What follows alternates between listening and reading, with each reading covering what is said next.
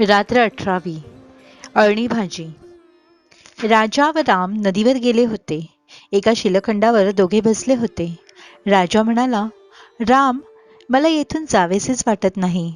येथील ही नदी, ही वनराजी, हे मोर सारे पाहून किती आनंद होतो. परंतु सर्वात मोठा आनंद म्हणजे तुमच्या संगतीचा. श्यामच्या गोष्टीही ऐकावयास मिळतील. मला त्या फार आवडतात.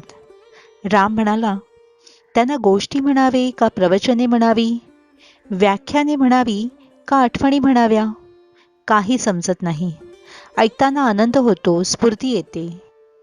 राजा म्हणाला, श्याम बोलतो त्यात त्याचे निर्मळ हृदय ओतलेले असते, म्हणून सांगण्याला एक विशेषच माधुरी असते, म्हणून कृत्रिमतेचा लवलेशही नसतो. अरे, पण कृत्रिमता असल्याशिवाय लोकांना आवडत नाही. आजकालचे लोक कृत्रिमतेचे भोगते आहेत. सगळाच रुपया शुद्ध चांदीचा असेल तर बाजारात चालत नाही. त्यात थोडी अशुद्ध धातू मिसळावी लागते, तेव्हाच तो खण वाचतो व व्यवहारात चालतो. राम म्हणाला, माझ्या मनात एक विचार आहे, तुला सांगू? तू हसशील? राजाने विचारले. सांग, मी हसणार नाही. कोणाच्या खऱ्या भावनांना मी कधी हसत नाही. राम म्हणाला, श्यामच्या आठवणी प्रसिद्ध केल्या तर? मुलांना वाचायला आवडतील, बायकांना वाचायला आवडतील, आईबापांस त्या उपयोगी पडतील. श्यामच्या सांगण्यात कोकणातील संस्कृती भरलेली आहे. त्या आठवणी म्हणजे एक सुंदर संस्कृतीचे वर्णनच आहे, नाही? राजाने विचारले. परंतु श्यामला ते आवडणार नाही. त्याला आत्मविश्वास नाही. कोण असल्या गोष्टी वाचायला तयार आहे? लोकांना भव्य भडक पाहिजे. त्यांना लैला मजनूच्या गोष्टी पाहिजेत, असे तो म्हणतो. राम म्हणाला. त्यांचे बोलणे चालले होते, तोच घंटा झाली, प्रार्थनेची घंटा. दोघे मित्र आश्रमात जावयास निघाले. श्याम राजाची वाट पाहत होता. राजा व राम दोघे येताना त्यांना दिसले. आज मला नाही रे हाक मारलीत? अगदी दोघेच गेलात? श्यामने विचारले. तू वाचित होतास म्हणून नाही बोलाविले. दिवसभर इतर काम असते. थोडा वेळ वाचित होतास तर अडथळा करू नये असे वाटले. राजा म्हणाला, अरे, मला तरी कोठे फारसे वाचावयास आवडते. विश्वाचा विशाल ग्रंथ वाचावा, मनुष्याची जीवनी वाचावी, हृदय वाचावी, त्यातील सुख दुःखे जाणून घ्यावी, हेच खरे वाचन, नाही का? श्याम म्हणाला. श्याम, तू भरपूर वाचले आहेस म्हणून असे म्हणतोस. सृष्टीचा ग्रंथ वाचावयास शिकावे लागते. शेतकऱ्याच्या आनंदाचे कविवर्णन करतात, परंतु शेतकऱ्यास तो उपभोगता येत नाही, कारण त्याला ही ती दृष्टीच नसते. राजा म्हणाला. इतक्यात दुसरी घंटा झाली. सारे प्रार्थनेला बसले. प्रार्थना संपली व नेहमीप्रमाणे श्यामने आठवण सांगण्यास सुरुवात केली. मित्रांनो, प्रत्यक्ष उदाहरणाने जे शिक्षण मिळते ते शेकडो व्याख्याने ऐकून किंवा अनेक ग्रंथ वाचूनही मिळत नाही. कृती ही मुकेपणाने बोलते. शब्दाहूनही हे मुके परिणामकारक असते. कसे जेवावे याची सुद्धा आपल्याकडे संस्कृती आहे. माझे वडील नेहमी सांगावयाचे, आपल्या पानाकडे पाहून जेवावे. पानावर वस्तू असता मागू नये. येईल तेव्हा घ्यावे. पंक्तीत सर्वांना वाढायला आणतील तेव्हा आपणासही मिळेल. हावरेपणा करू नये. शीत पानाच्या खाली सांडू नये. पानात काही टाकू नये. पानातील पदार्थांवर टीका करू नये. पानात गुंतळवळ किंवा काही सापडले तर निमूटपणे काढावे. वाच्यता करू नये. दुसऱ्यास वर करून दाखवू नये, कारण दुसऱ्यांना किळस येते. विषारी वस्तू सापडली तर मात्र सांगावे. पान कसे लख्ख करावे या सांगण्याप्रमाणे वडील स्वतः वागत असत. मी अनेकांना जेवताना पाहिले आहे, परंतु माझ्या वडिलांचे जेवण झाल्यावर ताट जितके स्वच्छ व निर्मळ दिसे तसे मी कोठेही पाहिले नाही. त्या ताटात कोणी जेवले आहे की नाही हे समजण्याचीही मारामार पडे. त्यांच्या ताटाबाहेर एक शीतकण पडलेला दिसावयाचा नाही. माझ्या पानाभोवती जर शिते दिसली तर रागावत व म्हणत, मथुरीचे एक कोंबडे जेवेल इतकी शिते सांडली आहेस, कर गोळा सारी. अमुक वाईट, हे असे झाले, याला चव नाही वगैरे ते कधी बोलत नसत. त्यांना सारेच गोड लागे. त्यांचा एक शब्द ठरलेला असे, राजमान्य. त्यांना कोणी विचारावे भाजी कशी झाली आहे, त्यांचे उत्तर ठरलेले असे, राजमान्य. जेवणाची कोणतीही खोडी त्यांना नव्हती. एके दिवशीची गोष्ट माझ्या चांगलीच ध्यानात राहिली आहे. रोज वडील घरच्या देवांची पूजा करून देवळास गेले म्हणजे आम्ही पाटपाणी घ्यावयास लागत असू.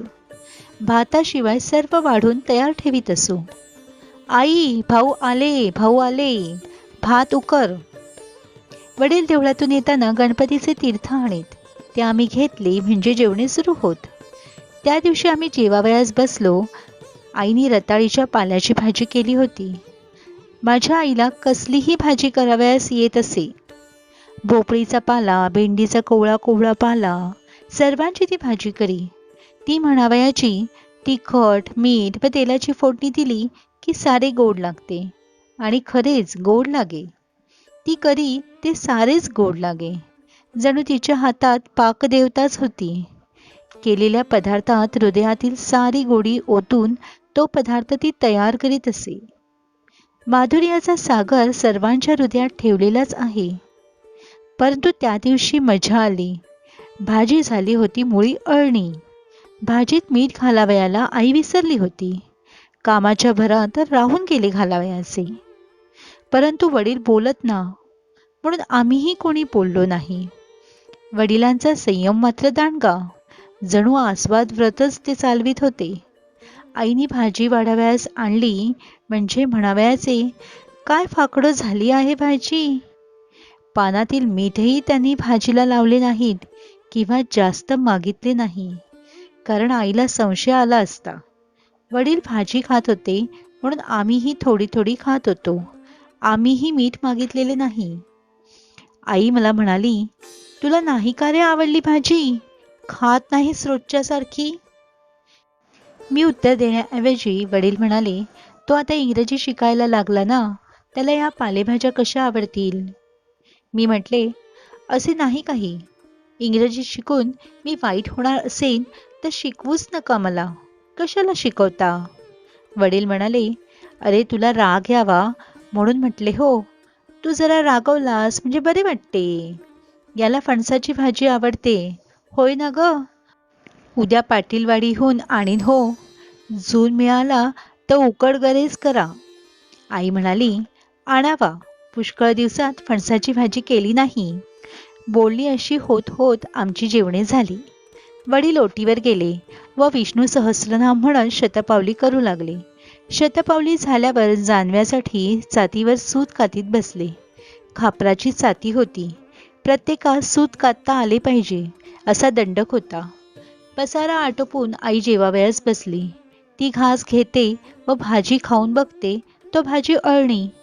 मीठ नाही मुळी तीत. मी जवळच होतो. आई म्हणाली, काय रे श्याम, भाजीत मीठ मुळीच नाही.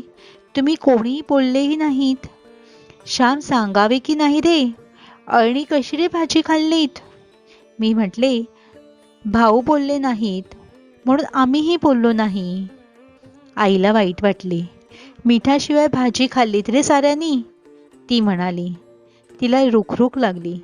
ती पुन्हा म्हणाली, तरीच तू खाल्ली नाहीस, नाहीतर बचकभर भाजी तूच खायचा, निम्मी तूच संपवायचा.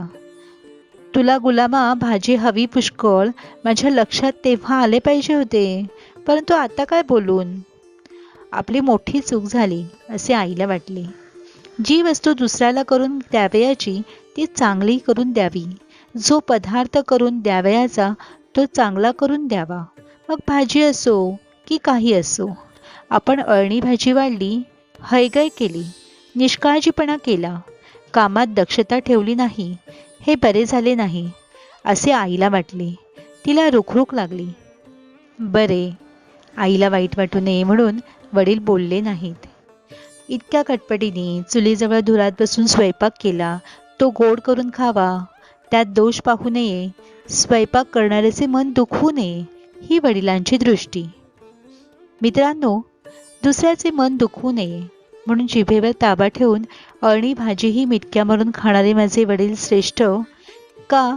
अळणी भाजी कशी हातून झाली, का रे तुम्ही कोणी सांगितली नाही, असे म्हणणारी, चांगला पदार्थ हातून झाला नाही म्हणून मनाला लावून घेणारी, हळहळणारी माझी आई श्रेष्ठ. दोघेही थोर व श्रेष्ठ.